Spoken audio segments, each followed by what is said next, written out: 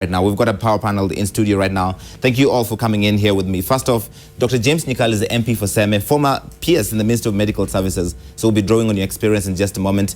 Nikia J. White is also here with me, MD of Ladder Africa and political crisis commentator. The Senator for the Great People of Mombasa, Hassan Omar, is here, and the MP for the Great People of Kiharu, Irungu, Kang'ata, are all here. Let me start with you, Dr. Nyikal. In your time at the ministry, could something like this could have happened at the scale that we're talking about? Well, let me just start by saying it didn't happen. We didn't have anything like this. And what is surprising to me is that it is an internal audit. And if I know how systems work, if you have internal audit, this should be a continuous process so that at every procurement process, every payment process, the internal auditors are involved. This looks like a specific or a special internal auditor that was brought in. The Cabinet Secretary today said this is purely a draft, no money was lost. Maybe there was some improper accounting, but no money has been lost. What I know is that if the auditors say that they cannot account for some money, it means that the documents that were made available to the auditor could not prove that the money was appropriately spent. Because if a payment has been made, then all the documents starting from the procurement process and including up to the delivery process, those documents must be available to the auditor. Now, I don't see how the auditor will come in and then does not get the documents. And this particular auditor, it seems like he was sent specifically to go and do this work. It would be expected that all the documents would be made available to him. And if he says that I cannot verify the authenticity of this document, then something is missing. So I would find it difficult to say I won't rubbish it, even if I would have to look at it very carefully, because it's clear there is something that the auditor didn't find in terms of documentation. Sometimes these auditors will go to the extent of verifying the delivery of the goods and the products that are being talked about.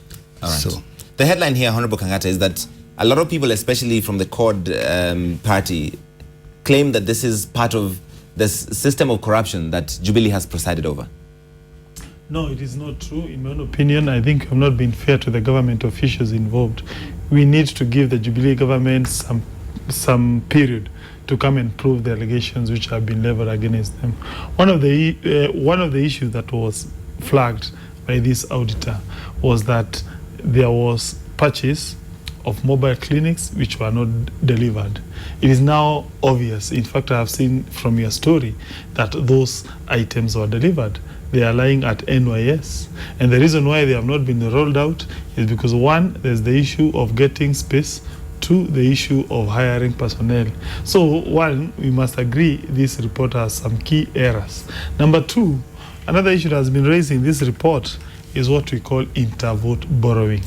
That some money that was meant for free maternity services was diverted to pay some suppliers. We all know those people who have done some elementary accounting, something we call inter-vote borrowing. That is what happened. It is something that happens even in this institution, and we should not be saying money has been lost. Right. To me, this is just a propaganda on the part of the opposition to We'll fact-check that, because this story didn't come from the opposition. It came from the Nation Media Group. Yes, yes, it is true. I agree. But you see, the point is the opposition has taken it over, and also the media has not given the opportunity to the government to respond to the issue. By the way, we have been reaching out to the people involved in this. Dr. Nicholas Muraguri has an open invitation to come and explain them to us. Dr. Cleapa Mauli, we have reached out to all these people and given them an opportunity to come and explain, and they have not done so. Well, I can explain, personally I can explain on their behalf, because I am in government. And I know, for instance, one of the payment which is being queried, incidentally, happens to be a payment that is related to this newspaper. We have one payment to a company called Gazette Limited, which you know works on behalf of Nation Media to correct subscription for newspaper which have been paid. Are you then saying Nation Media is also culpable to this crime? These are government procedures, you must understand. Right. There is something we call inter-vote borrowing, and you should not be saying government money has been lost. You are saying clinics were not bought, they have been shown they were bought. Senator Omar, are you buying these explanations? You know, the script here is not unfamiliar. It happens it's a script and almost a template that Jubilee government follows on every matter. First and foremost, poster denial. Politicize the matter. That's what the Deputy President has just attempted to do. And then attempt a cover-up. And before Kabura shows up. So I think what will happen is we're going to be treated into this circus where this is shameful for the Jubilee regime. There cannot be just a question of admitting that this type of money has been lost. I mean, when essential documents are not there at the time of audit, a few other things could happen. It could mean that there will be an attempt to manufacture documents, to skew, the general outcome of the auditor.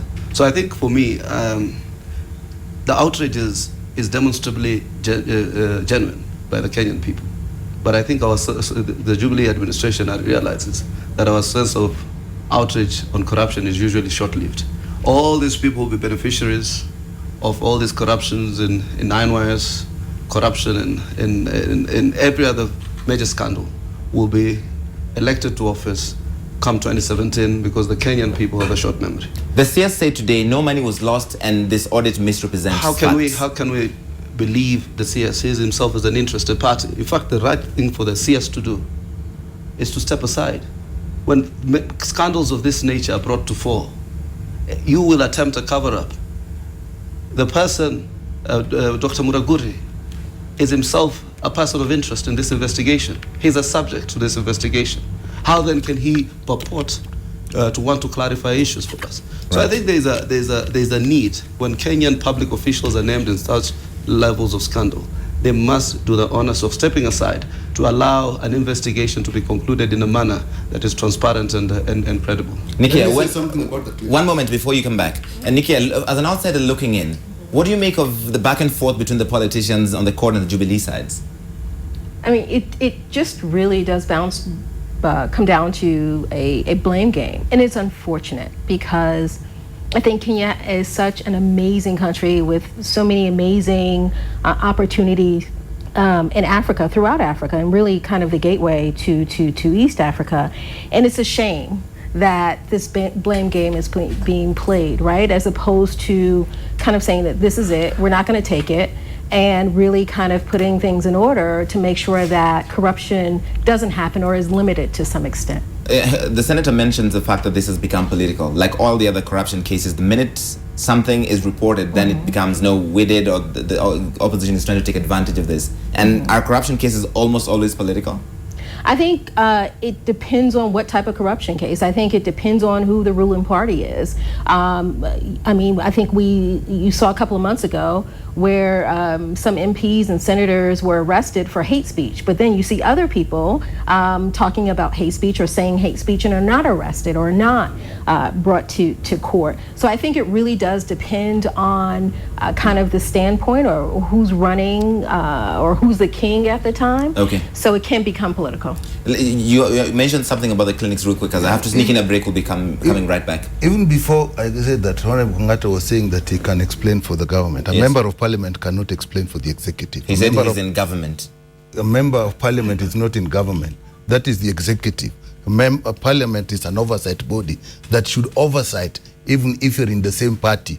That is that you should oversight. But when you come to the clinics, if the clinics were made available, as I said, anything that is actually procured before it comes in and accepted, there is actually a receipt team or an examination team that goes to look to see, do we have that product there? So his explanation does not make sense to you? What I don't understand, if these things were NYS, then somebody from the ministry must have gone and examined them and accepted them. There should even be documents that are saying they were received as ordered. And that document is part and parcel of the documents that the auditor has. How do we get to that level before the auditor leaves? Okay. That's something a request for. Senator, real quick. To clarify, this is not a blame game. The opposition has a constitutional and moral obligation. That's what the deputy president said. To The deputy oversight. president called it propaganda by court.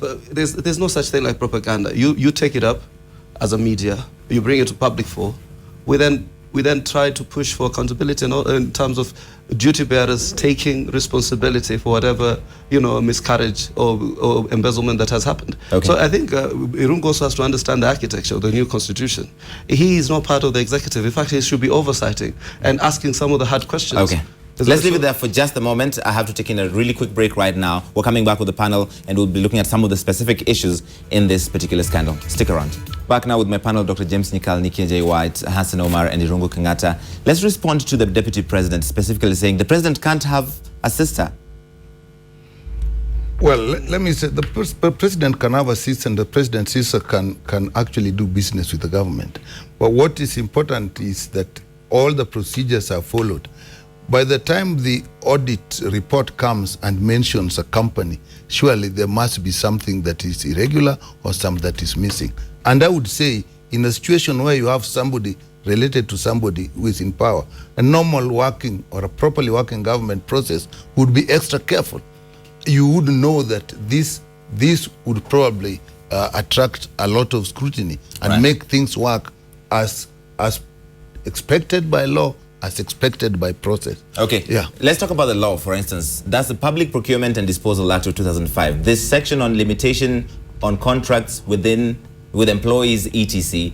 And Section 33(1) says, except as expressly allowed under the regulations, a procuring entity shall not enter into a contract or a procurement with A, an employee or the procuring entity or a member or a board of the committee of the procuring entity. But it gets interesting in B because a minister, public servant, or a member of the board of committees of any of the government departments, or a person appointed to any position by the president or minister. And C, a person, including a corporation, who is related to a person prescribed in the preceding paragraphs. Irungu Kang'ata, doesn't that exclude the president's sister and the president's cousin?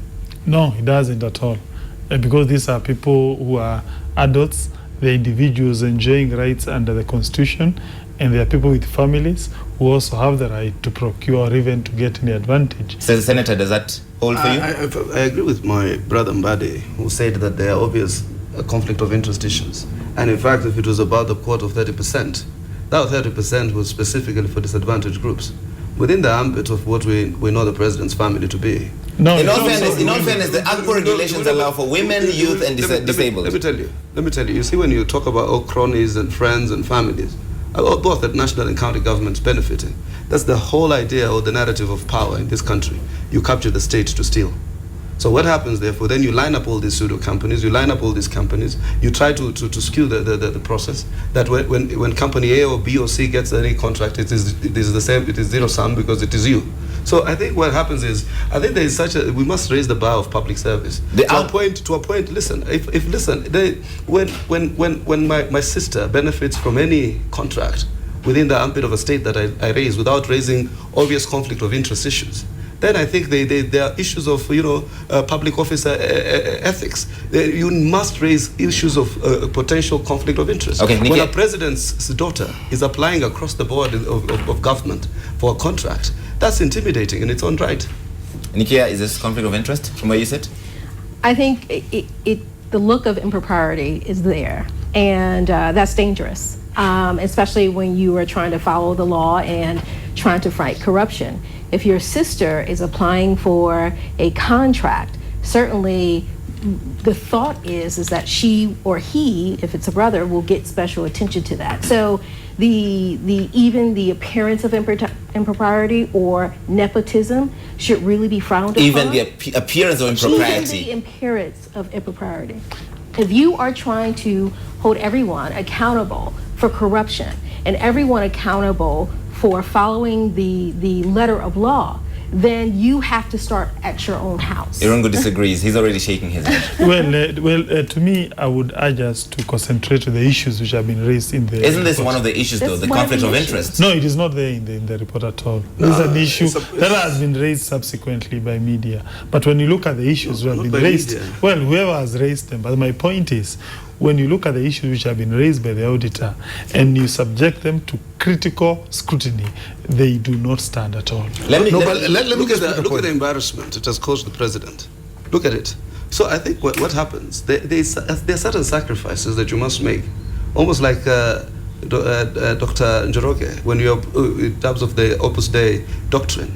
that there are certain conflict of interest. If you decide on service, let it be service. When you start having your friends and family and cronies flooding, procurement departments across the spectrum, this is what you get. No, these are people with families. These are the kinds these of are things. Human beings also. And therefore, make that declaration. Those declarations of conflict of interest must arise. As said here, even fairness itself is a perception. So, Larry, if I put you against the president's sister in any contest, there is a likelihood you will not succeed.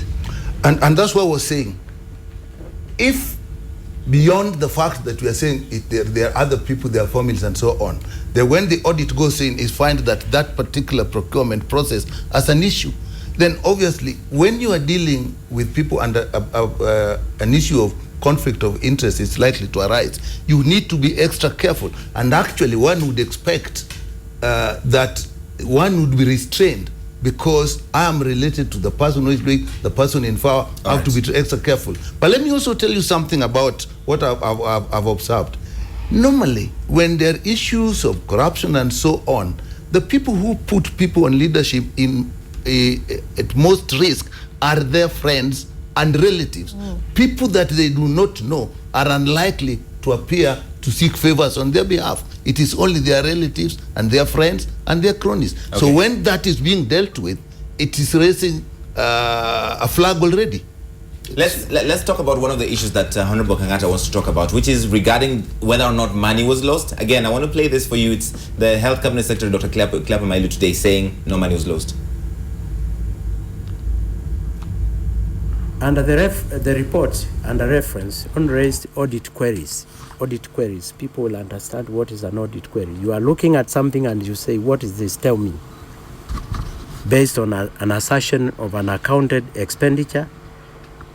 But so far, we have not reached a stage of fraud or theft, because that people have to respond, and when they respond, against the information I'm giving you, which we are responding, then, only then, one can move to that direction. But so far, I want to assure Kenyans, we are looking at this matter, and so far, we haven't reached that stage, which the ministry has been subjected to.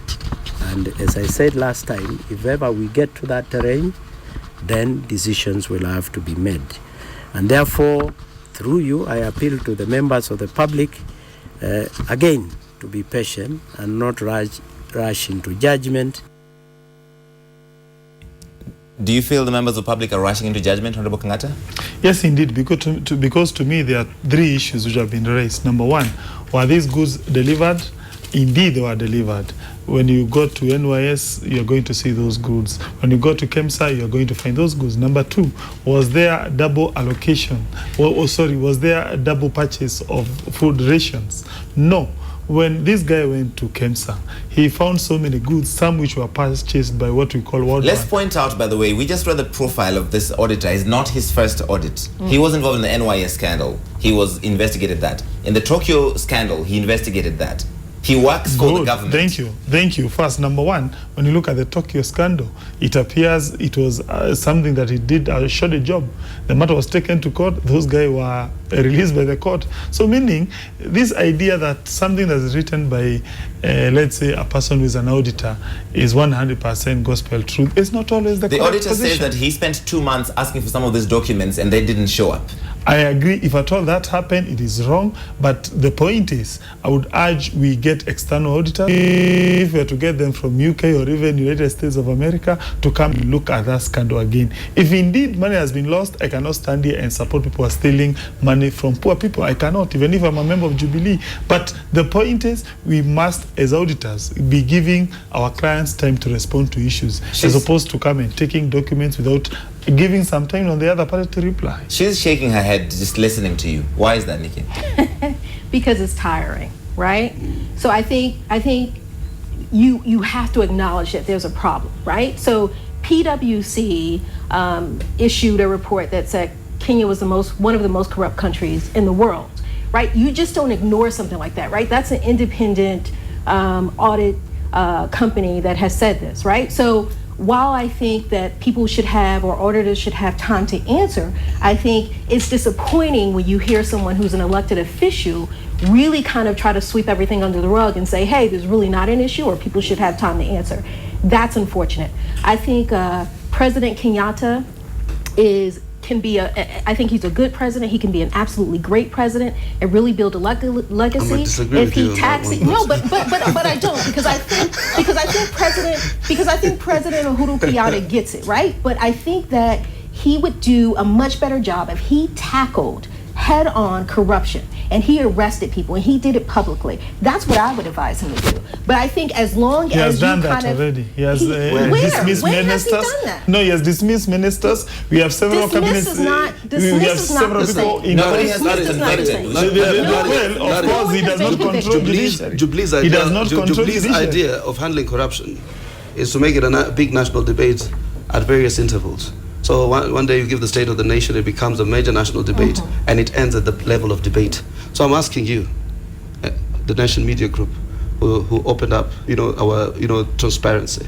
You must follow this story through to the very end until heads roll, until we get some blood out of it. All right. And I think, and also you must also do it at that other levels of county governments, because county governments also have become enclaves of chronism, called Jubilee, of chronism, Nairobi, of Mombasa nepotism. They do all this, and therefore we must show equal outrage to corruption no matter what. Okay. And therefore, but the institutions must start grinding. Parliament is dysfunctional, ESCC is dysfunctional, Irungu Kang'ata has become an auditor, so suddenly he is so meticulous about how he's punching holes into an audit report. Okay. So we must put in systems that can... But let me say this inconsistency in government, and the consistency in this. Not long ago, we had a report from Ethics and Anti-Corruption Commission upon which the president acted. And some of the reports just indicated these people are under investigation. Yes. If that was good enough, if the bar was high enough so that people who are under investigation could be asked to step aside, the same government cannot now turn around and say this is actually an audit report that has not been scrutinized. Okay. Because that is even stronger than the one that stated these are under investigation. So you can't have inconsistency. And let me say, the feeling about the president, I felt very, very bad when the president kind of gave up and said, do you want me to go and shoot people? Nifanye nini? As the head of the government, as the executive, as the father of the nation, when you say, what do you now want me to do? You bring a sense of helplessness among the people. And I think it boldens the people who are prone to corruption. Okay, let's leave it there. One of the stories we're following is for close to a year, 99 fully kitted mobile clinics have been sitting at the National Youth Service Camp in Miritini in Mombasa. The clinics were purchased actually as part of the 1 billion shilling tender awarded to Estam Investments Limited. However, since arriving from China some months ago, these mobile clinics have not moved an inch. Stacked, fully equipped, and immobile. These 99 mobile clinics are not at a shipyard awaiting deployment, but here at the National Youth Service Camp in Miritini, Mombasa. For close to a year, the close to 140-foot containers come mobile clinics gave up their Chinese origins for the grassy NYS yard, laying claim to precious pastures for these four-legged neighbors. According to sources, the first batch of the clinics was delivered to the NYS yard late last year, with a second tranche of about 60 arriving early June this year. So why are they still here? We have been, as I said last time, working on sites in Nairobi, in Kibera, Madowo, and other places where these clinics are going to be placed. Because the clinics are okay, but we are also bringing water, electricity, and perhaps building a prefab for the workers who will be there in that clinic. The sites are almost ready. According to the Cabinet Secretary, a total of 100 mobile clinics were delivered by Estama Investments Limited. One of the 100 was taken to Nairobi for demonstration, while the other 99 are awaiting deployment to various counties. The clinics each sport a pharmacy, consultation room, laboratory, and toilet meant to offer maternal and child health services, emergency services, outpatient services, post-rape care, HIV and tuberculosis care services, family planning, immunization, growth monitoring, and laboratory services.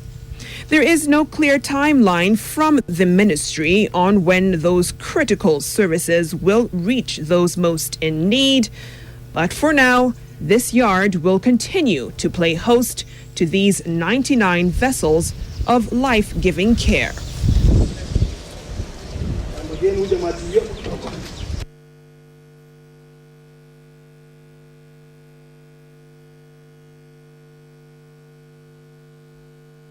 You were responding to that, Irungu Kang'ata, real quick. I need to take another story, but do you want to respond to that real quick? That story about these just lying down for months? One of the points that was taken by this report was that these things don't exist at all. But now it is not very clear to every Kenyan that indeed these things were purchased, they were delivered to NYS. So therefore, when you have a person, an auditor, saying these things were not delivered, it's a lie, they exist. As to why the government is here to roll out this program, is because number one, you have to do recruitment. Number two, you have to get sites. All these things, you have to do them. Of course, because the issue is, you bring them because there's a need, but of course there are procedures to recruit these guys. Because if you recruit without following procedures, the people will be accusing the government that we are corrupt. Okay. So you have to follow the procedure. You have to follow the procedure. Minister of Health. He's no no longer the member of parliament for Kiharu, watching their back and their best interest. No, the guy does not realize that what is happening is wastage. Wastage is a form of corruption. If you take some mobile clinics and put them in a yard for over 1 year and say that you are working on it, that person must be punished for that wastage. No. Okay. That makes me ask even for more details on the whole process. If these clinics are there, one was brought, and I don't know whether they were brought for demonstration. What I would expect in procurement process is that if there's a procurement process, at the time of delivery, a sample will be brought, which you check. But let's ask, if you're going to get expensive things and you're planning delivery of services, the sequencing is extremely important. Okay. Yeah. So you can't have them sitting there for months. And you haven't even decided the area. And let me bring another thing, because I probably know a little more about this. That's what you call system majambas. Yeah. So these things, there's also a link, because there's this is what we call the slum upgrading program.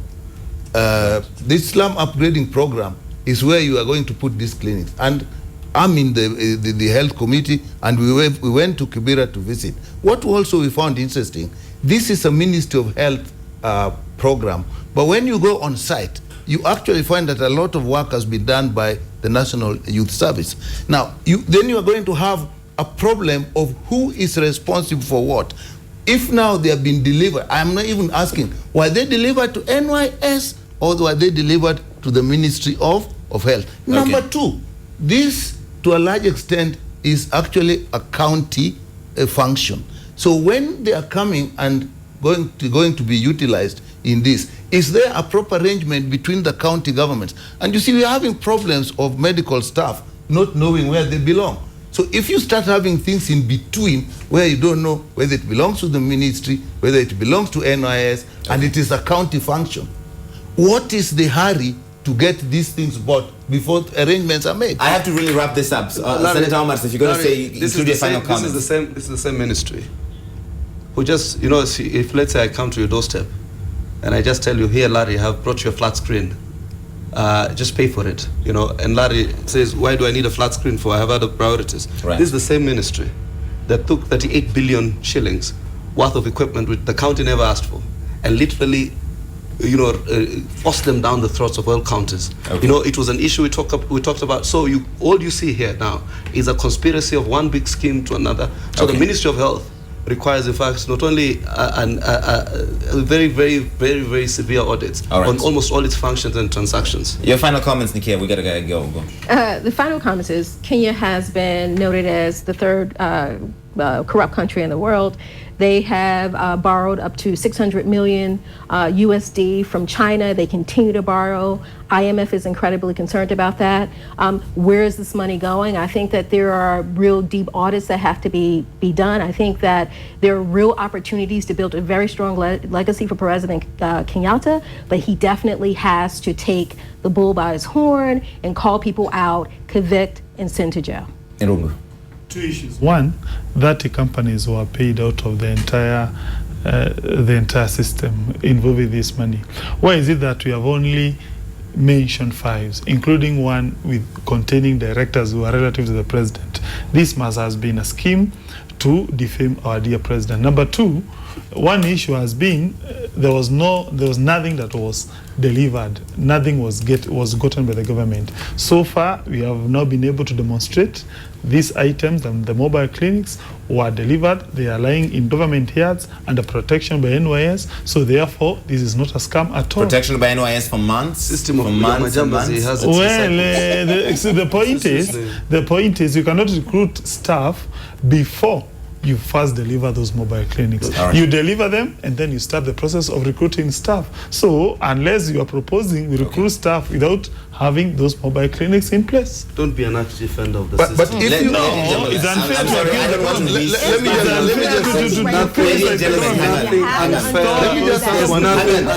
accuse the government. Wait, one person at a time, please. Nothing unfair of what Okay, let me ask one question. I'm really short. I have to go. No, there's nothing. No, he's saying it's unfair. There's nothing unfair about you stealing our NS money, about you stealing our Eurobond money, SGR money, or what? No, you're just criticizing the government unfair. It is in public domain.